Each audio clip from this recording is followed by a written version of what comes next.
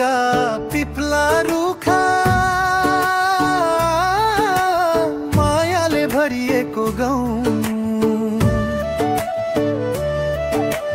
पहाडका काखैमा फुल सौन्दर्यको लौ, हावाले बोलाउँछ बादलले छुन आउँछ, मेरो जन्मथलो सम्झिँदा मुटुभित्रै रमाउँछ।